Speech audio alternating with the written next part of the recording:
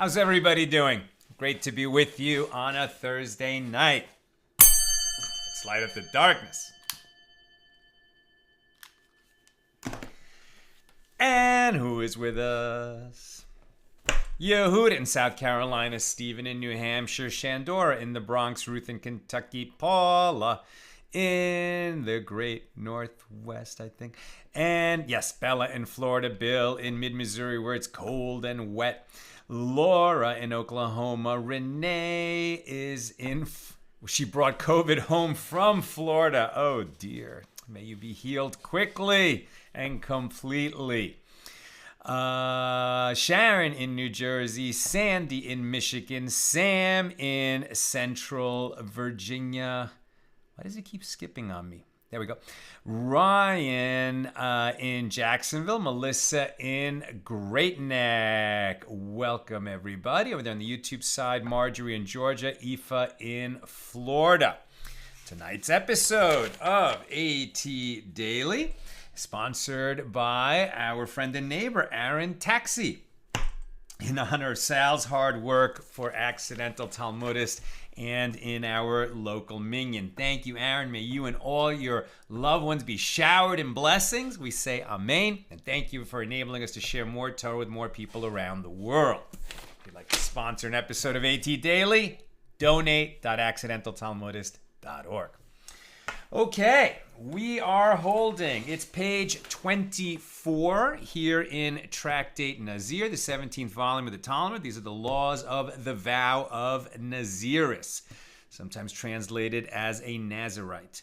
One who vows to abstain from all products of the grapevine, cutting one's hair, becoming impure through contact with the dead, like by entering a cemetery, and obligated to bring the offerings at the conclusion of the term of nazirus. We're in chapter 4 today, opening Mishna number 3 of chapter 4. With regard to a woman, and we're near the top of 24a, with regard to a woman who vowed to be a nazir and separated her animals for her offerings of purity at the end of her term, and afterward her husband nullified her vow, which means that she is not, in fact, a nazir. So what becomes of these animals? If the animal was his, it shall go out and graze among the flock until it becomes blemished like regular non-consecrated animals. And if the animal was hers, different laws apply to the various offerings. Because you have to bring at the conclusion of your term of nazirus a sin offering, a burnt offering, and a peace offering. So what's going on here is that this woman took the vow of nazirus. Why are we talking about a woman? Because a wife can have her vow of nazirus nullified by her husband. This is a leniency for her. If she changes her mind, her husband can nullify it for her. Everyone else, if you change your mind and you don't want to be obligated by this vow, you have to seek out a halakhic authority who can nullify it for you. Now, when the husband nullifies her vow, as we learned, it's like it's cut off from that time forward. So if she became impure before, there was a whole debate about what happens there. But this is the simpler case. That she took the vow of nazirus and then her husband nullified it. So she's no longer nazir. She doesn't have to bring any offerings at the conclusion of her term because it's cut off. It ends right then and there. However, if she had already set aside these animals to bring as her offerings at the conclusion of nazirus, so what do we do with those animals? On the one hand, if she designated animals to be her offerings, but they were really the property of her husband, so to speak, not exactly a community property situation like we have here in California. So if they're really the husband's property, then it's not her property. She's allowed to bring offerings from her husband's property because they're a family, but since they really are his, now that her vow of nazirus is nullified, so the animals, it's like they never were really designated at all. However, they are her own property. A distinction applies. And now that they've been designated to be brought as offerings, even though the vow of nazirus was nullified, these animals have been consecrated and consecrated for the specific purpose of being brought at the conclusion of her nazirus. Obviously, you can only do this when the temple is standing in Jerusalem. Otherwise, we cannot make offerings. We have not had offerings, korbanos, in nearly 2,000 years since the second temple was destroyed. And this is why we don't take a vow of nazirus now, because you can never conclude it properly until the temple is rebuilt. And our tradition holds that the temple won't be rebuilt until Mashiach comes, until the Messiah comes. At any rate, when the temple is standing, she set aside animals to bring at the end, and they were consecrated for that special purpose. That's why she can't now just say, well, my vow went away, so the animals just return to the status that they were before. You can't do that. They've been consecrated. So here we're going to see what is the outcome, and it's going to be different depending on the type of offering that she is bringing, right? A sin offering, a burnt offering, and a peace offering. Sin offerings generally brought when you make an unwitting transgression, right? Like you know that you can't do work on Shabbos, but you didn't know it was Shabbos, and so you did work, then you found out it was Shabbos. Okay, the temple is standing, you could bring a sin offering to atone for that error. That's a chatas, that's a sin offering.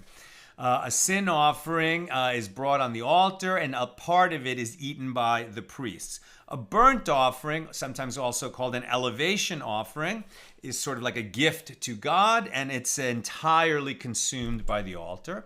And a peace offering is some of it goes up on the altar. I think the blood is sprinkled on the altar, and then the rest of it is eaten by the person who brought it and their guests, as it were. And that's called a peace offering because it sort of creates more peace among people. It's an offering of joy. And the sin offering, sometimes it's brought because you committed an unwitting transgression. Here, it's more procedural. It's just part of the conclusion of nazirus. But the fact that a sin offering is brought is perhaps what led to this opinion that we've discussed a few times of Rabbi Lazar HaKapar, a sage of the Gemara, who said that it's actually sinful to make this vow, right? To take a vow of nazirus has an aspect of sinfulness to it because you've rendered something prohibited, wine, which God did not render prohibited.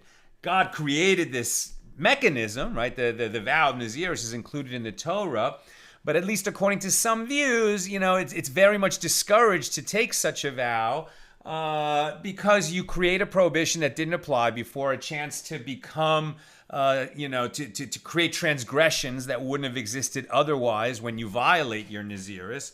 And it was unnecessary. So that may be why there's this kind of sinful aspect to taking the vow of nazirus. It's not a sin per se.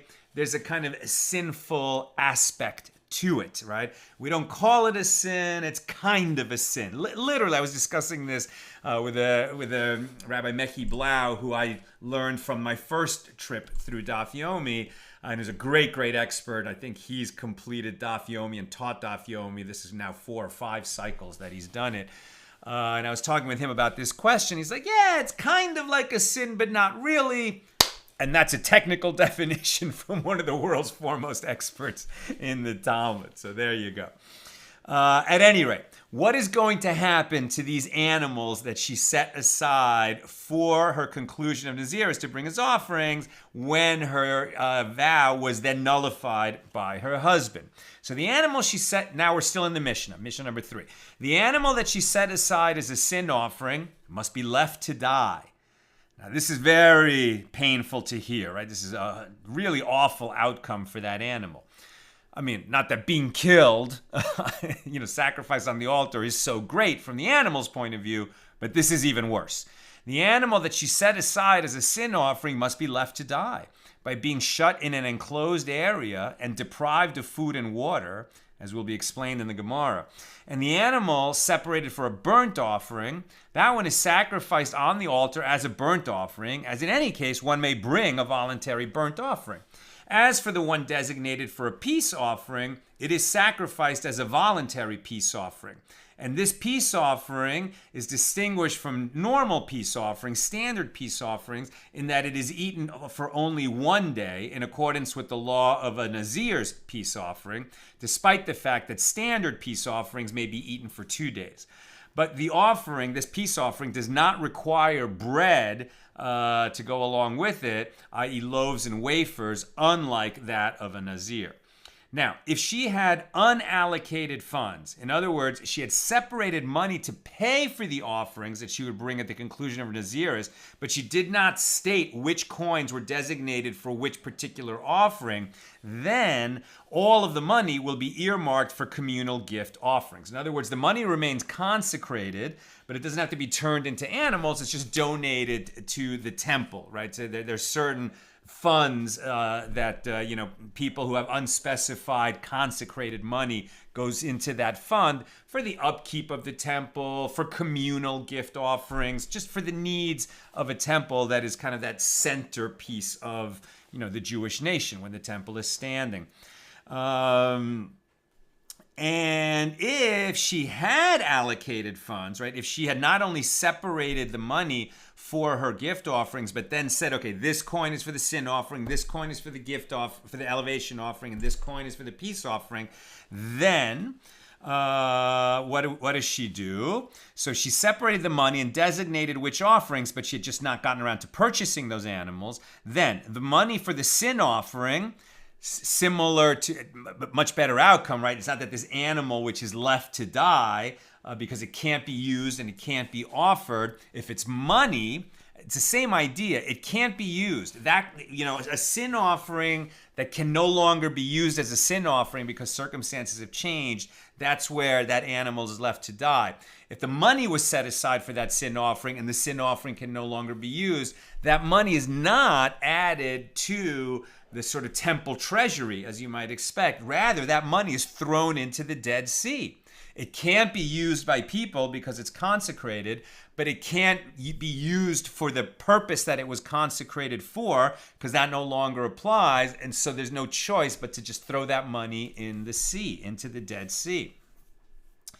That money must be destroyed, either by being thrown into the sea or by some other means. Now, one may not benefit from it as it possesses a measure of sanctity, but one also does not misuse property consecrated to the temple with it. In other words, if one did not derive benefit from this money, he is not liable to bring an offering for misusing consecrated. If one did benefit from this money, he is not liable to bring an offering for misusing consecrated property.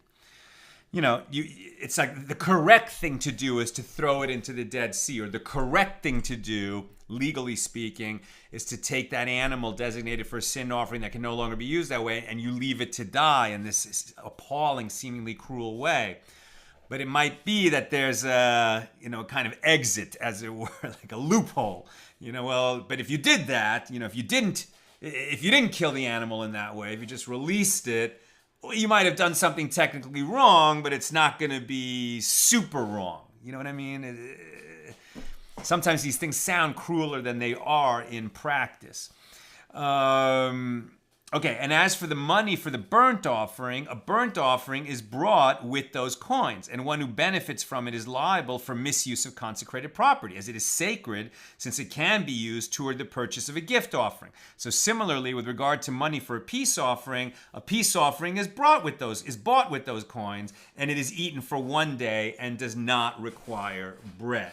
Again, we're studying laws for the sake of understanding them. None of this has happened in nearly 2,000 years because we don't have a temple to bring offerings in.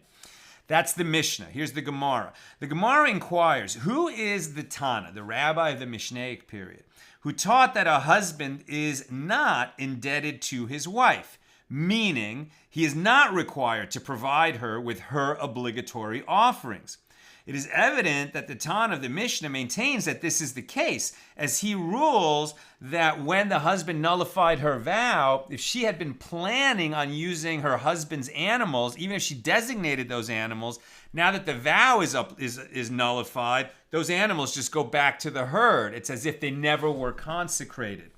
And so we know that it's a different outcome if the animals literally belong to her and her alone. So it must be that the husband is not obligated to give her these animals, and therefore they're already hers in a sense, since even though she's allowed to use his animals, if the vow is nullified, the animals are deconsecrated and they go back into the herd. So it must be that the husband doesn't have this underlying obligation to provide her offerings. Is that what we're saying? Let's examine more closely, right? So who is the Tana who taught that a husband is not indebted to his wife, that he is not required to provide her with obligatory offerings? Well, it is evident that the Tana of our Mishna maintains that this is the case, as he rules that the animal that she designated to be her offering at the conclusion of her nazirus does not remain sacred if the animal belonged to her husband. Rav Chisda said that is the opinion of the rabbis, the majority. As if it should enter your mind that it is the opinion of Rabbi Yehuda, the minority, why should an animal that belonged to the husband go out and graze among his flock until it becomes blemished? After all, the husband is indebted and required to give her the offerings that she requires, which means that her consecration of his animal is valid even if she used it. Even if she used his animals, her consecration is valid, and we don't return it to the herd once the vow is nullified. So the Gemara provides the source for the opinion of Rabbi Yehuda.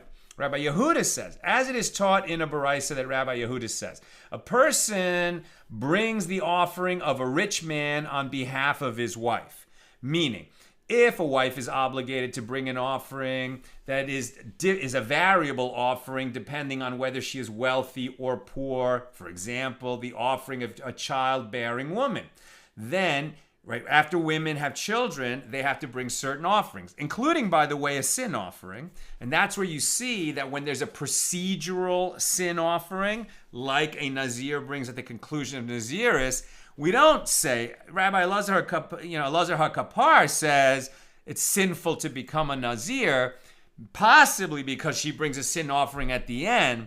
But we also see that a mother who has given birth is obligated to bring certain offerings out of thanksgiving and joy, right, that she had a healthy child. But one of those offerings is a sin offering. There's nothing sinful about bearing a child, right? When a married woman has a child, there's zero sinful about that.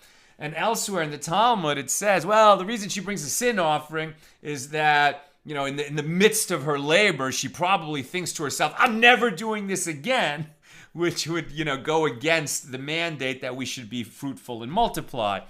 But that really is a reach, right? And it's almost half joking even in the Talmud when it's stated, but we do not ascribe, we don't say that a woman who bears children is sinful in any way. Nevertheless, the Torah mandates that one of the offerings that she brings is a sin offering. That's where you see that the chatas, the sin offering, sometimes is to atone for a sin and sometimes is just procedural. And that is really primarily its role in the concluding offerings of a Nazir. At any rate, when a woman has a child and she has to bring offerings in the temple, there's going to be, this is kind of equitable, that rich women bring more expensive offerings than poor women. Right? A poor woman's got enough to do raising the new child. She doesn't need to be liable for an unaffordable offering. And so the Torah says the poor will bring something much more modest than the rich. Now, what we're learning here is that, if a wife doesn't have her own property, right, that the husband sort of owns all of the property on their behalf, so is she considered poor? No. If the husband is rich, then he provides her with the offerings of a rich woman when she has to bring an offering. Even though she doesn't have any of her own property, the husband, if he is well-to-do, he provides her the offerings of the well-to-do. Now, and similarly, the husband brings all her offerings that she is obligated to bring, even those whose obligation preceded their marriage. And the reason is that he wrote in her ketubah, in her marriage contract, like this: I accept upon myself all claims of guarantee that you have upon me from before, meaning from before they were married. And these obligations include her offerings. So according to this source, Rabbi Yehuda would say, listen, anytime a married woman has to bring an offering, her husband is obligated to provide her offerings for her. If that is the case, then how can you say that this woman who designated, consecrated animals to be her offerings at the conclusion of nazirus, and then the husband nullified her vow before she completed it, that these animals return to the herd? Since he has to provide her animals for her, it's like they were her animals already when she designated them, and they should not be deconsecrated. This is the opinion of Rabbi Yehuda. Now, Rava said, well, you can even say that our Mishnah is in accordance with the opinion of Rabbi Yehuda. And nevertheless, the husband is under no obligation if he nullified her vow. Why? Because when is a husband obligated to provide offerings for his wife to bring? When she is bringing offerings that she's obligated to bring. Right? He's obligated to provide the offerings that are necessary for her to bring. But having nullified her vow of nazirus, it is no longer necessary to bring that offering, and so he is not under obligation to provide voluntary offerings for her. And in this case, the offering is no longer needed, and so he's off the hook. And that's why you could say that the animal does return to the herd, even according to the view of Rabbi Yehuda. Now, some say a different version of this discussion. Who is the Tana who taught that only a husband who nullified his wife's vow is exempt from providing her offerings? And Rav Chisda said that it is Rabbi Yehuda. And his opinion is as follows. When is he indebted to fund her offerings? It is in the case of a matter that is necessary for her to bring. But in the case of a matter that is not necessary for her to bring, he is under no such obligation. As if it is in accordance with the opinion of the rabbis, the majority who disagree with Rabbi Yehuda, then he is not mortgaged to her in this regard at all. So rather, what are the circumstances in which the husband is obligated to provide her offering, according to the opinion of the majority? For example, if he transferred the animal to her possession. But in that case, since he has transferred it to her, it is completely her own, which means that she has effectively separated the offering from her own property, and for sure it remains consecrated. So the Mishnah cannot be referring to this situation, as the animal does not revert to a non-sacred state in a case of this kind. So evidently the Mishnah is in accordance with the opinion of Rabbi Yehuda. Now we're on 24b. So Rava said, you can even say that the Mishnah is in accordance with the opinion of the rabbis who disagree with Rabbi Yehuda. And the reason the animal loses its sanctity is that even when he transfers it to her, he does so for a matter that is necessary for her to bring. But for a matter that is not necessary for her to bring, he does not transfer it to her. Now the Mishnah teaches, if the animal was hers, the sin offering must be left to die, and the burnt offering is sacrificed. And the Gemara asks, this married woman, from where does she have her own property? Haven't you said, as a principle, that with regard to any item that a woman acquires, her husband automatically acquires it from her? And Rav Papa said this is referring to a case where she saved it from her dough.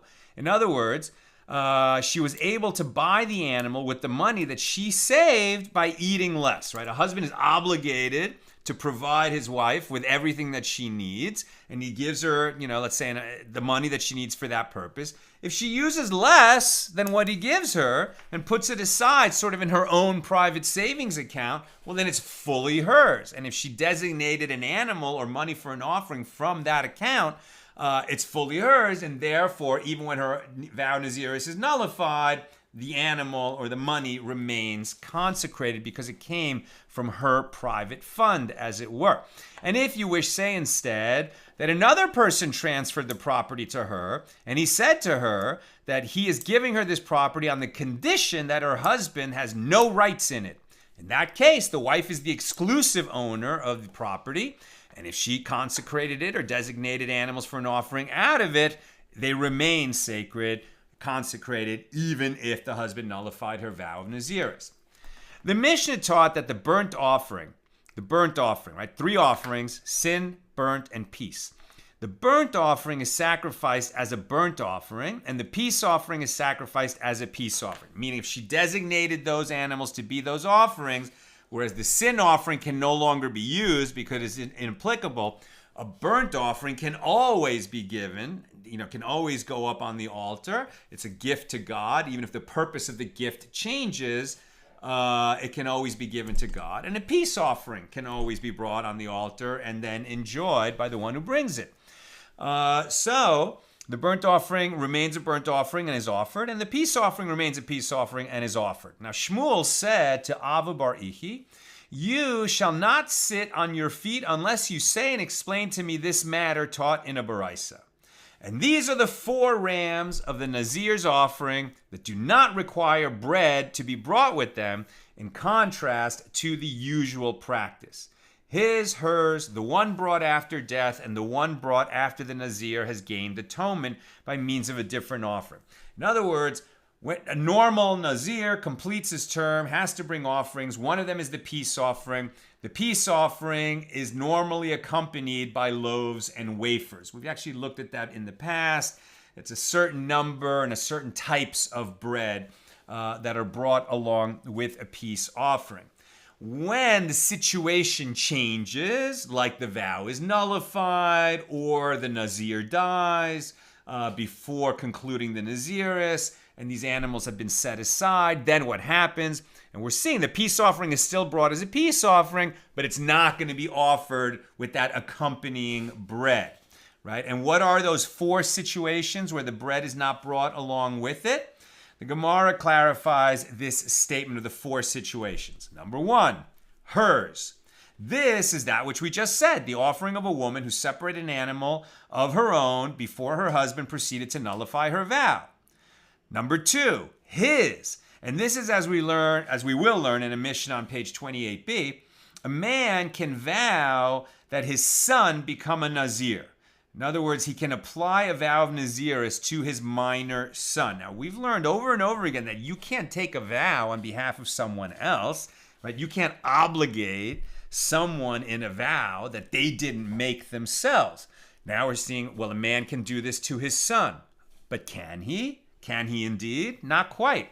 A man can vow his son to become a Nazir, but a woman cannot vow her son to become a Nazir. If the son objects, either of his own initiative or at the behest of others, his father's vow is canceled, right? The father can sort of initiate the vow on behalf of the son, but the son has to ratify it in order to be obligated in that vow. Even a minor can say, "Hey, Dad, I don't want to do that." And then there is no vow. But if, right, somebody makes a vow on behalf of another and designates the animals, and then that person says, "Yeah, I don't want to do that," but those animals have been designated, that's going to be another situation where the peace offering will be brought, but the accompanying bread won't go with it.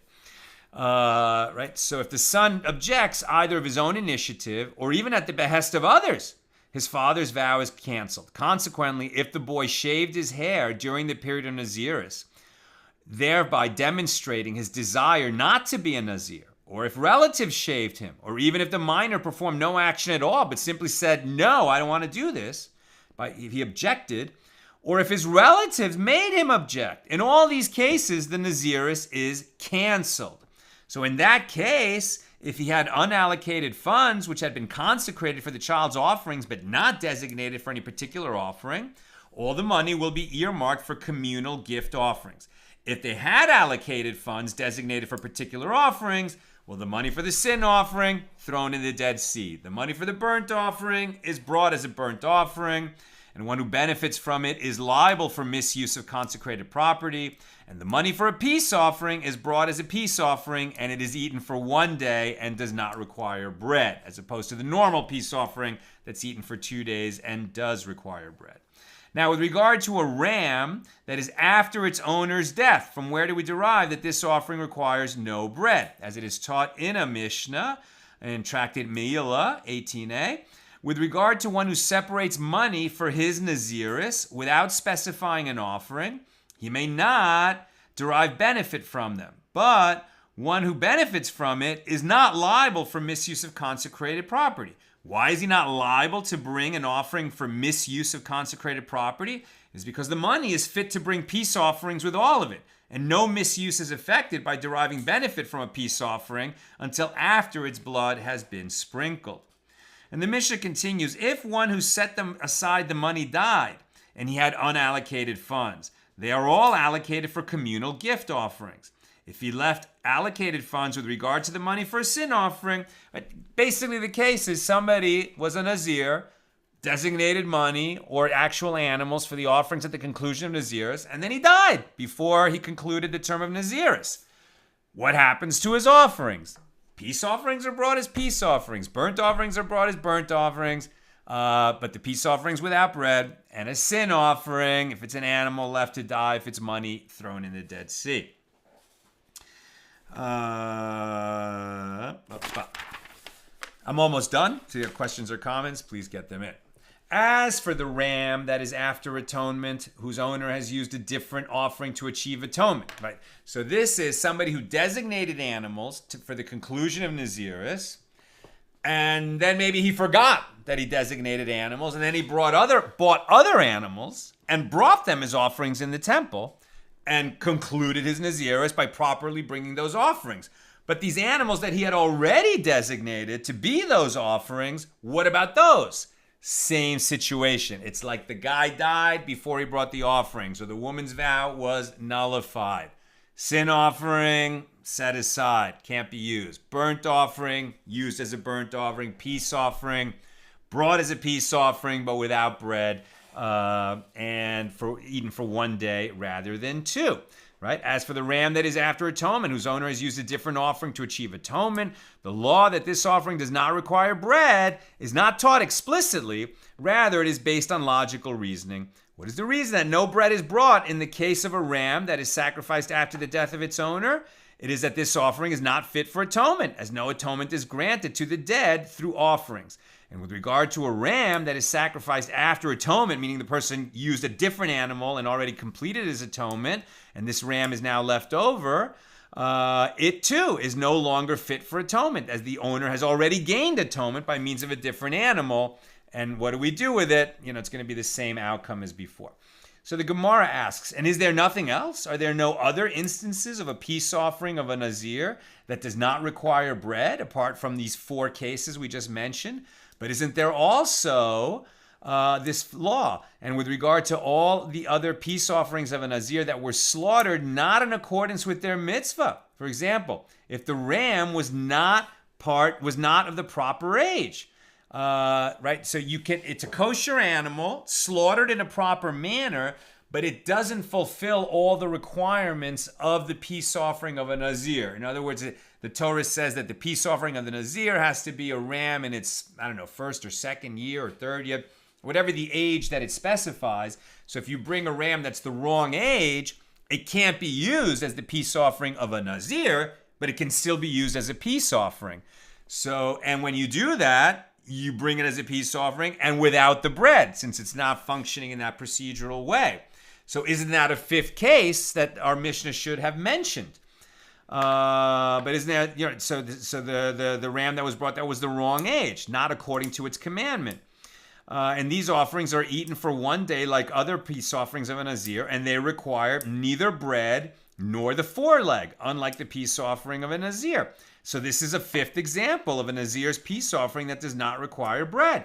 And the Gemara answers, in the above list, atone includes only offerings that were sacrificed in accordance with their commandment. It does not include animals that were sacrificed not in accordance with their commandment. And that concludes our discussion for today of Mishnah number 3. We will continue discussing that Mishnah tomorrow on Friday at the regular Friday time, noon Pacific. And tomorrow's page is quite short, so it should be a short show tomorrow at noon Pacific. All right, let me go to questions or comments on page 24. Sharon, can a husband nullify a vow that a woman does not want nullified? That's a great question, right? That is going to sort of cut against what I keep saying, that the fact that a husband can nullify his wife's vows is a leniency for her, because it's much easier for her to get them nullified by her husband than to go seek out a halakhic authority. Well, what if she wants to remain bound? Can the husband, against her will, nullify her vow? I believe the answer is yes. This is definitely one of those examples of a patriarchal system, an ancient and patriarchal system. But I'm not 100% sure of that. So that's going to require a little bit deeper study. But I'm 99% sure, because the Torah doesn't say anything about her desire in the matter, right? The husband or the father of a minor daughter can nullify the vow on the day he hears of it. And so what you're asking is, well, if she says to him, whoa, don't nullify my vow, and he does it anyway, is it nullified? I think the answer is probably yes, but I'm not sure. Where am I? Peggy, what is considered poor, right? Where there's a distinction between bringing the more expensive or the less expensive offerings when there's variable offerings for rich or poor. It's a great question. I'm not sure what the definition is. I'm sure we'll encounter that when we go deeper into the law of offerings, in later tractates. We'll talk plenty about that. It's an interesting question, because I can't remember what the definition is. Is it somehow tied to literally how much money they have? Or is it more like, listen, if you feel poor, you're poor, and you can bring the offerings of the poor. And if it's within your ability to bring the offering of the rich, so you should, bring as much as you can in those situations, because why are you bringing an offering at all, right? Because you want to show your gratitude and your praise for God and all that He's done for you. But I don't remember offhand what that definition is. Ifa, not all women during labor say or even think that they will never do this again. Also, isn't the mitzvah to have children on the man and not the woman, since childbearing is so dangerous for women? 100% correct, Ifa, that's right. The commandment, Peru Urevu, be fruitful and multiply, is a commandment on men, right? That a man has not fulfilled his obligation to reproduce until, I think, according to Beis Hillel, and that's the law, he has fathered a boy and a girl. And according to Beis Shammai, 2 boys, right? I think Beis Shammai based it on Moses had 2 boys, and Beis Hillel based it on, who was it that had a boy and a girl and that satisfied? I guess maybe Adam and Eve, that the idea is you need to repopulate the world, you need one of each. But women are not obligated to have children because it's so dangerous for women to have children. And that's why I say it was almost... Not that the Gemara is often, trucking in humor, right? It's definitely not a comedy, right? Our journey through the Talmud is not encountering a lot of comedy, but it's almost tongue in cheek to say, that why is a sin offering included in the offerings of a woman who's given birth? Because she vowed never to do this again. It's almost tongue in cheek that they're saying that. They really are not ascribing any sinful behavior to a mom. They're just loosely speculating, why is a sin offering included? And the answer is, like so many things, because God said so. Not because she did anything sinful. It's just that the sin offering is a type of offering that procedurally is brought, and it's almost like at that point, it's called a sin offering, but really all that means is that it fulfills it is fulfilled by an offering that satisfies the requirements of a sin offering, meaning the type of animal, the age of the animal, the manner of bringing it, which in no way really correlates with the fact that you committed an unwitting transgression and that's the usual case of bringing a sin offering. But it's almost like, but the particular requirements of that kind of offering, God has also applied them to completing nazirus or having, or going through childbirth. And it's not that just because you brought a sin offering that you committed a sin. It really isn't. It's that kind of offering used in this procedural way. Bill, so refresh me. Given that you cannot make a vow of nazirus for someone else unless they accept it, how do we square that with Samson, a nazir from birth, Put another way, when exactly does Samson accept the vow? And when is a minor old enough to be counted as competent to accept a vow in this way? I mean, that's the perfect question for this subject. And I don't know offhand. I have to look it up. I mean, it feels like at some point he must have ratified it. I mean, it's a little bit similar to that story of, of Hannah, right? Who vowed that she would sort of consecrate her son if she was so blessed as to be given a son, right? When she was crying at the temple. I think her co-wife was Penina, who had tons of children, and she was barren, and she was pouring out her heart before the Lord and crying. And the high priest, Eli, came up to her and said, "Are you drunk the way you're crying and carrying on and talking?" She said, "No, I'm a broken-hearted woman pouring out my heart before the Lord so that he would bless me with a child." And she said, "And if he would bless me with a child, I'll consecrate him all his days. He'll be raised in the temple." And the high priest apologized and blessed her that she should have that child.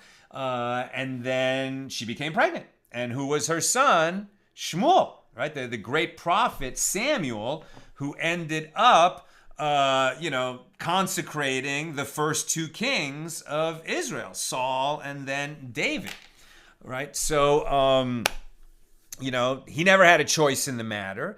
Parents can do a lot in terms of, setting the course of their children. It's limited, as all parents know. You can start them on a path, and who knows what they'll do. It seems like Samson, at a certain point, that his mom put him on that path, and clearly, as an adult, he stayed on it and never cut his hair until the incident with Delilah, etc. So he must have ratified that oath once he became an adult. And how he did that, maybe simply by continuing to live that way. Sam, it is a powerful concept that people can consecrate animals, food, and money, and the rest of the world must respect that decision. Agreed. It's a fascinating thing, right? When we say that you can consecrate something, right? And by the way, that's still in play. We don't have the temple, but, if you set money aside for charity, so it's set aside. It's quite inappropriate to set aside money for charity and then change your mind. That's why it's a big deal when you make a pledge, right? When you make a pledge to charity, might take you, some time, but don't make a pledge you can't fulfill. And then fulfill, and then make sure you fulfill your pledges, right? Don't negligently allow pledges to go unfilled because you're consecrating money. Now, it's not exactly the same as consecrating, like when you devote something to be given to the temple for the priests to use. It's not exactly the same, but I would say we should treat it that way, right? And certainly the obligation to tithe our income, it's net income, but it's an obligation to tithe net income. 10% of all your net income, you should be giving it to charity. It's left up to you, what are the charities that you give it to? And by the way, the definition of charitable purposes for Meiser, for tithing, is not the same as the sort of list of IRS approved nonprofits. Right? Like, you don't get a tax benefit when you give $100 to a pauper so that, he can get food and shelter. There's no tax benefit for that because you don't get a tax receipt, but it definitely does count as Meiser, right? As tithing. And you should consider that 10% of your net income is set aside, and then it's up to you, which charities you give it to. And finally, Lynn, I recall that poverty level, allowing one to ask for help with marrying off children, etc., is if one has less than 1 year's income on hand. Ooh, so thank you for that definition, Lynn. It doesn't even ring a bell for me, but it sounds right. It sounds right.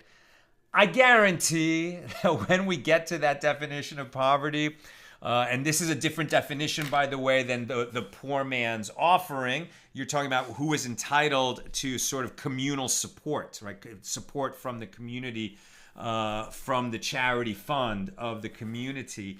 But what I guarantee is there are going to be multiple definitions, right? It depends who you ask, right?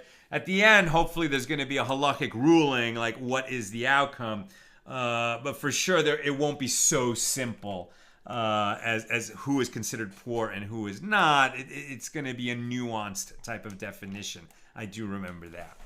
Okay, that's what I've got for us today. With God's help, we'll be together again tomorrow for page 25 at the regular Friday time, noon Pacific. Have a great night.